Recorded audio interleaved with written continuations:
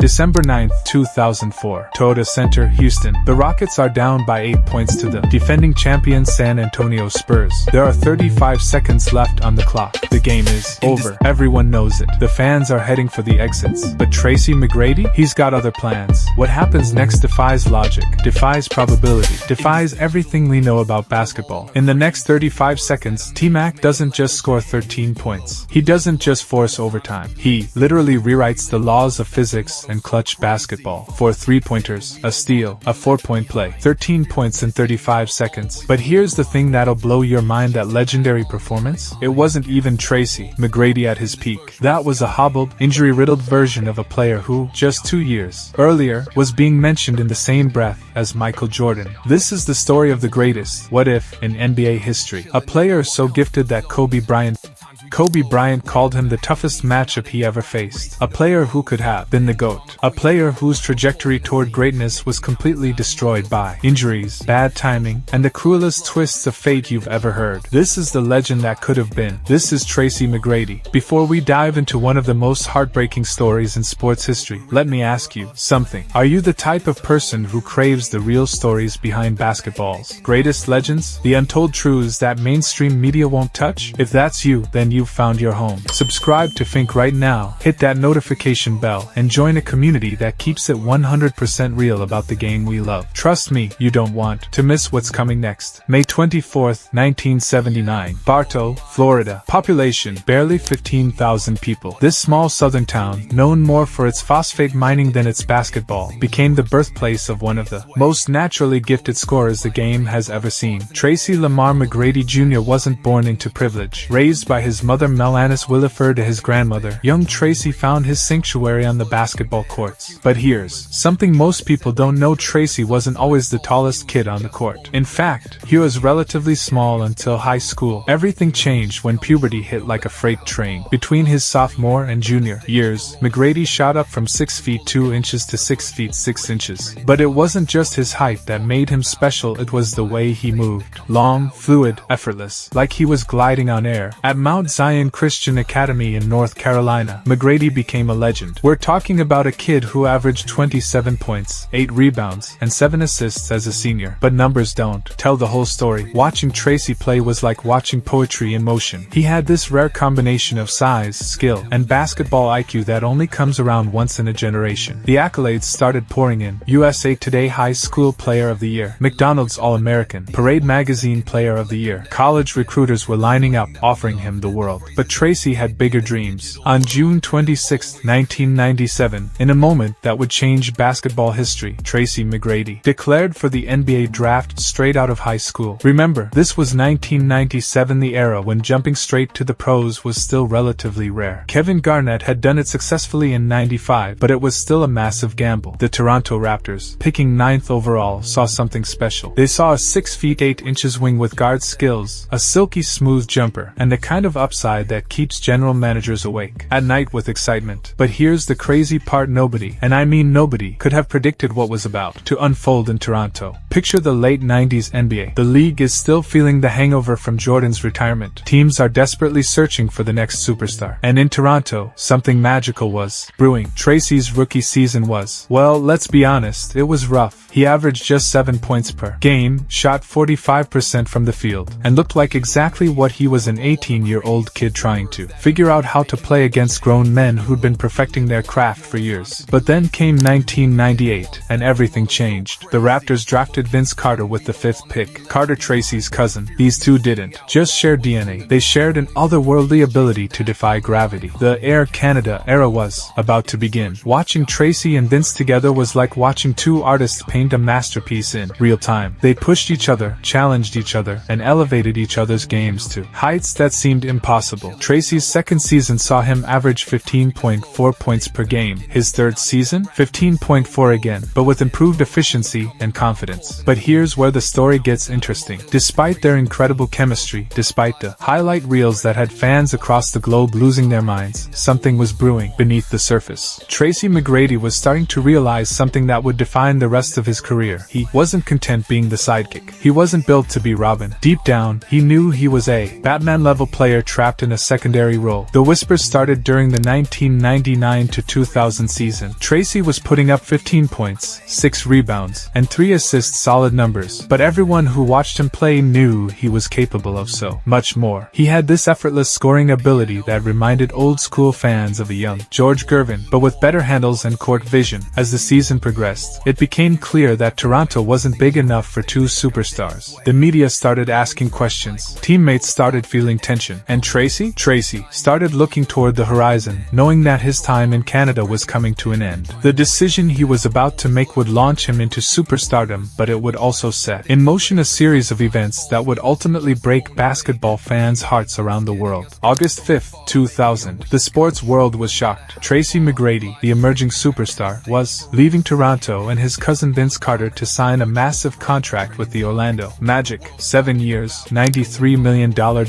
At the time, it was one of the largest contracts in NBA history. But more than the money, this represented something bigger. This was Tracy's declaration that he was ready to be the guy, not just a guy. And boy, did he prove it. If you want to understand just how special Tracy McGrady was, you need to understand what happened in Orlando. This wasn't just improvement, this was a complete transformation from very good player to transcendent superstar. Year 1 in Orlando, 26.8 points, 7.5 rebounds, 4.6 assists per game. But those numbers don't capture the artistry. Tracy wasn't just scoring, he was creating poetry on the basketball court. He had this unique ability to make incredibly difficult shots look effortless. Pull-up threes from 28 feet, easy. Fadeaway jumpers over double teams, child's play. Driving dunks through traffic, please. But the real announcement came in 2002 to 2003. Tracy McGrady didn't just have a great season dash. He had one of the most dominant individual seasons of the modern era. 32.1 points per game. Let that sink in. 32.1. The youngest player to lead the league in scoring since Michael Jordan. And he wasn't just chucking shots, he was shooting 45.7% from the field and 38.6% from three-point range. Here's what made Tracy special. His size, skill combination was absolutely lethal. At 6 feet 8 inches with a 7-foot wingspan, he could see over any defender. His handles were tight enough to break ankles. His first step was explosive enough to beat anyone off the dribble. And his jumper? Butter. Pure butter. Kobe Bryant, arguably the most skilled scorer of his generation, said this about guarding Tracy. T-Mac was the toughest matchup I ever had. He was 6 feet 8 inches, could handle like a point guard, and could shoot from anywhere. There was literally nothing you could do. The 2003 to 2004 season was more of the same dominance. Tracy won his second straight scoring title with 28.0 points per game, while adding 6.0 rebounds and 5.5 assists. He was doing things that defied basketball logic. But here's where the story takes a heartbreaking turn. Despite Tracy's individual brilliance, despite him playing at an MVP level, despite him putting up video game numbers night after night, the Orlando Magic couldn't get out of the first round of the playoffs. 2001, lost to Milwaukee in the first round, 3-1. 2002, lost to Charlotte in the first round, 3-1. 2003, lost to Detroit in the first round, 4-3. 3 straight first-round exits. 3 straight seasons of Tracy putting the team on his back, only to watch his championship dreams crumble in the playoffs. The criticism started pouring in. Tracy's a regular season player. He can't perform in the clutch. He's not a winner. The media narrative was brutal and honestly, completely unfair. What people didn't understand was that Tracy was basically playing 1-on-5 basketball. The Magic's supporting cast was, to put it kindly, not championship caliber. While other superstars had all-star teammates, Tracy was surrounded by role players and aging veterans. But Tracy never complained. He never threw his teammates under the bus. He just kept working, kept improving, and kept believing that success was just around the corner. That belief would lead him to make another career-defining decision, one that would pair him with one of the most dominant big men in basketball history. Real quick, if you're feeling this deep dive into T-Mac's journey, do me a favor, smash that like button right now. It tells me you want more content like this, and it helps other basketball fans discover these incredible stories. And if you haven't subscribed, what are you waiting for?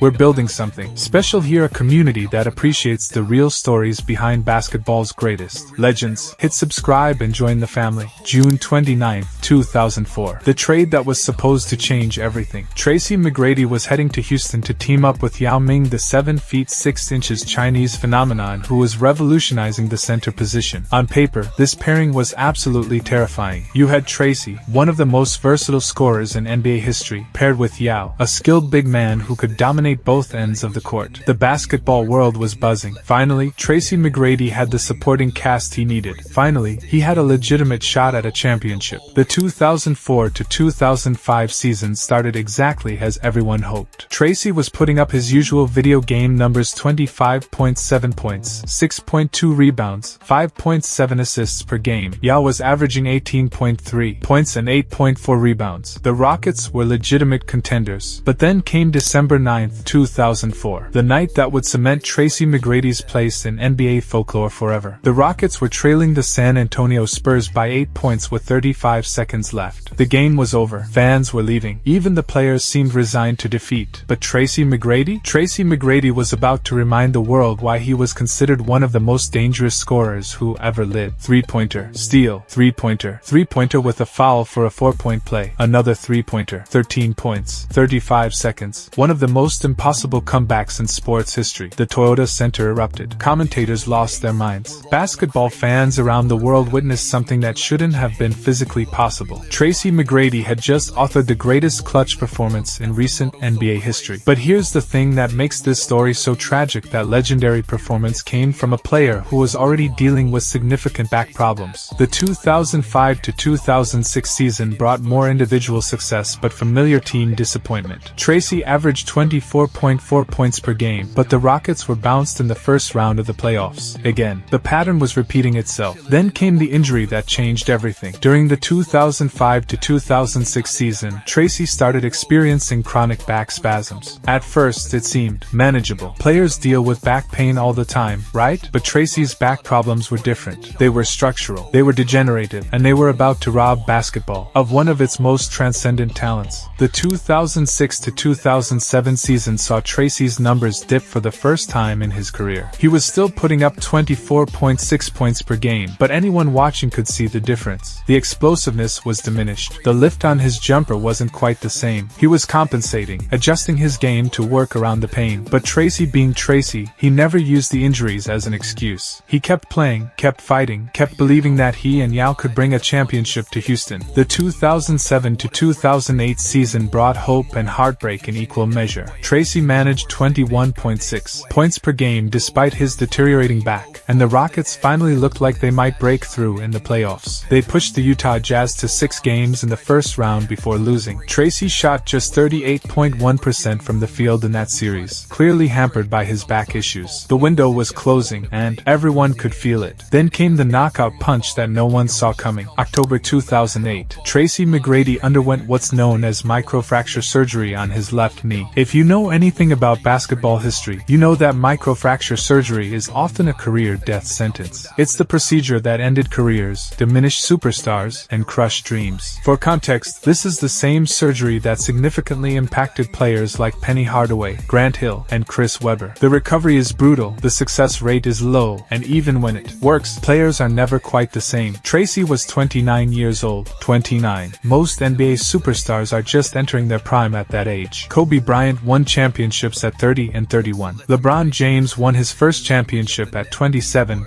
and was dominant well into his 30s. But Tracy McGrady's prime was over at 29. The 2008 to 2009 season was a nightmare. Tracy played just 35 games, averaging 15.6 points per game on terrible efficiency. The explosion was gone. The first step that had terrorized defenders for nearly a decade was reduced to a cautious shuffle. The elevation on his jumper, the thing that made him unguardable, was completely compromised. Watching Tracy try to play through those injuries was heartbreaking for anyone who had witnessed his peak years. It was like watching a master painter trying to create with broken hands. The vision was still there, the basketball IQ was still elite, but the tools to execute that vision were gone. The cruel irony? The 2008 to 2009 Rockets, playing without their injured superstar for most of the season, went on their best playoff run in years. They pushed the eventual champion Lakers to 7 games in the conference semifinals. Tracy watched from the bench, bench, knowing that this might have been his best chance at a championship. The 2009-10 season brought more of the same frustration. Tracy played 52 games, averaging 15.6 points on career-low shooting percentages. He was no longer the primary option on offense. He was no longer the player that opposing coaches game planned around. He was just another aging veteran trying to find his role. But perhaps the most painful part of Tracy's decline wasn't the statistics, it was watching him try to recapture magic that was no longer there. He would still have moments, flashes of the old T-Mac brilliance. A smooth pull-up jumper here, a crafty drive there. But they were just echoes of greatness, not greatness itself. The back problems never went away. The knee issues lingered, and then came the shoulder problems, the ankle issues, and all the other injuries that pile up when your body starts breaking down. By 2010, it was clear that the Tracy McGrady era in Houston was over. The team needed to move in a different direction, and Tracy needed to accept a new reality. He was no longer a superstar. He was no longer a franchise player. He was a veteran role player with a Hall of Fame pedigree and a body that had betrayed his incredible talent. The hardest part? Tracy was still young enough that, in a different timeline, he would have been entering the best years of his career. What happens when a player who was once mentioned alongside Michael Jordan and Kobe Bryant becomes a journeyman? What happens when someone who had legitimate GOAT potential is reduced to fighting for minimum contracts and hoping for one last shot at a championship? This is perhaps the most heartbreaking chapter of Tracy McGrady's story. In February 2010, Tracy was traded to the New York Knicks. The trade itself was telling. He was essentially salary cap filler in a deal that brought the Knicks cap relief.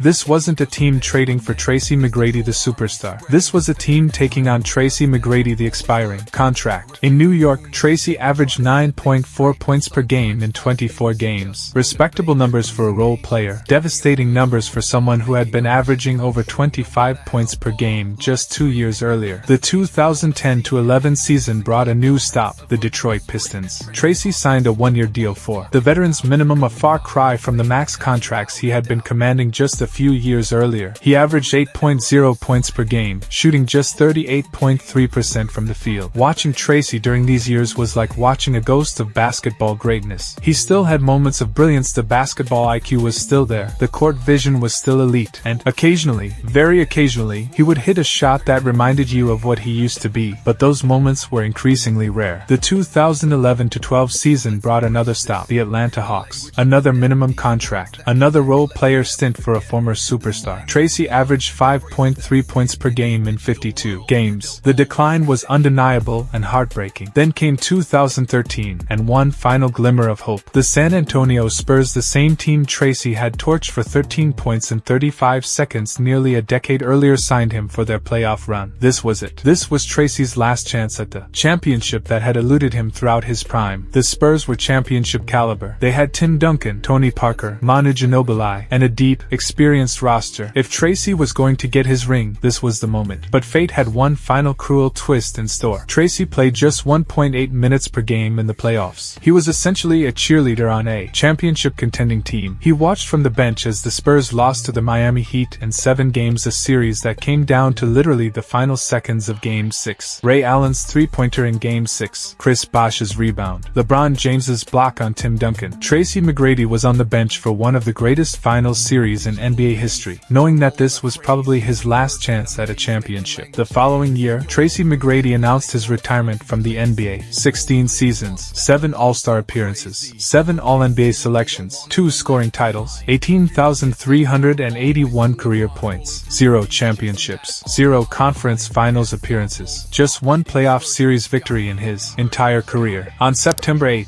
2017, Tracy McGrady was inducted into the Naismith Memorial Basketball Hall of Fame. As he stood at the podium, looking out at an audience that included some of the greatest players in basketball history, Tracy delivered a speech that captured both the triumph and tragedy of his career. He talked about his journey from small-town Florida to NBA stardom. He thanked his family, his teammates, and his coaches. But most importantly, he addressed the elephant in the room, the question that had followed him throughout his career and would define his legacy forever. What if Tracy McGrady had stayed healthy? The numbers tell part of the story. In his peak years from 2000 to 2007, Tracy averaged 26.8 points, 6.9 rebounds, and 5.0 assists per game, while shooting 44.8% from the field and 35.2% from three-point range. Those are legitimate MVP caliber numbers sustained over 7 seasons. But numbers don't capture what made Tracy Tracy special. They don't capture the way he moved on the court, fluid, effortless, like he was playing a different sport than everyone else. They don't capture his court vision, his basketball IQ, or his ability to make impossibly difficult shots look routine. Most importantly, they don't capture what his peers thought about him. Kobe Bryant. T-Mac was the most difficult player I ever had to guard. His combination of size, skill, and athleticism was unmatched. LeBron James. Tracy McGrady was one of the most naturally gifted players I've ever seen. When he was healthy, he was unstoppable. Kevin Durant. T-Mac was doing things at 6 feet 8 inches that point guards couldn't do. He was ahead of his time. Michael Jordan. Tracy had all the tools to be one of the greatest ever. Injuries robbed the game of something special. These aren't just polite comments from fellow professionals. These are genuine assessments from players who understand greatness at the highest level. But perhaps the most telling endorsement came from someone who never played against Tracy in his prime, Stephen Curry. In 2019, Curry said, "Growing up, Tracy McGrady was the player I tried to model my game after. Not because of his size obviously, but because of the way he could create shots from anywhere on the court. He was the ultimate offensive weapon." The influence of Tracy McGrady on today's NBA is undeniable. The modern wing player, tall, skilled, able to handle the ball and create shots from anywhere, that's Tracy McGrady's DNA. Players like Kevin Durant, Paul George, and Jason Tatum are all carrying forward the blueprint that Tracy established. On September 8, 2017, Tracy McGrady was inducted into the Naismith Memorial Basketball Hall of Fame. As he stood at the podium, looking out at an audience that included some of the greatest players in basketball history, Tracy delivered a speech that captured both the triumph and tragedy of his career. He talked about his journey from small-town Florida to NBA stardom. He thanked his family, his teammates, and his coaches. But most importantly, he addressed the elephant in the room, the question that had followed him throughout his career and would define his legacy forever. What if Tracy McGrady had stayed healthy? The numbers tell part of the story. In his peak years from 2000 to 2007, Tracy averaged 26.8 points, 6.9 rebounds, and 5.0 assists per game, while shooting 44.8% from the field and 35.2% from three-point range. Those are legitimate MVP-caliber numbers sustained over 7 seasons. But numbers don't capture what made Tracy special. They don't capture the way he moved on the court, fluid, effortless, like he was playing a different sport than everyone else. They don't capture his court vision, his basketball IQ, or his ability to make impossibly difficult shots look routine. Most importantly, they don't capture what his peers thought about him. Kobe Bryant. T-Mac was the most difficult player I ever had to guard. His combination of size, skill, and athleticism was unmatched. LeBron James. Tracy McGrady was one of the most naturally gifted players I've ever seen. When he was healthy, he was unstoppable. Kevin Durant. T-Mac was doing things at 6 feet 8 inches that point guards couldn't do. He was ahead of his time. Michael Jordan. Tracy had all the tools to be one of the greatest ever. Injuries robbed the game of something special. These aren't just polite comments from fellow professionals. These are genuine assessments from players who understand greatness at the highest level. But perhaps the most telling endorsement came from someone who never played against Tracy in his prime, Stephen Curry. In 2019, Curry said, "Growing up, Tracy McGrady was the player I tried to model my game after. Not because of his size obviously, but because of the way he could create shots from anywhere on the court. He was the ultimate offensive weapon." The influence of Tracy McGrady on today's NBA is undeniable. The modern wing player, tall, skilled, able to handle the ball and create shots from anywhere, that's Tracy McGrady's DNA. Players like Kevin Durant, Paul George, and Jason Tatum are all carrying forward the blueprint that Tracy established. Tracy McGrady's story is a reminder that greatness in sports isn't just about winning championships. Sometimes it's about the beauty of what could have been. Sometimes it's about appreciating pure talent, even when that talent doesn't result in storybook endings. If stories like this resonate with you, if you appreciate the complexity, the heartbreak, and the beauty of sports, then you need to subscribe to Fynk right now. We don't just tell stories about winners and champions. We tell stories about the human side of sports, about the players who captured our imagination, and about the moments that remind us why we fell in love with basketball in the first place. Hit that subscribe button, turn on notifications, and join a community that understands that sometimes the most powerful stories are about the legends that could have been. This is Fynk, and this has been the story of Tracy McGrady, the legend that could have been.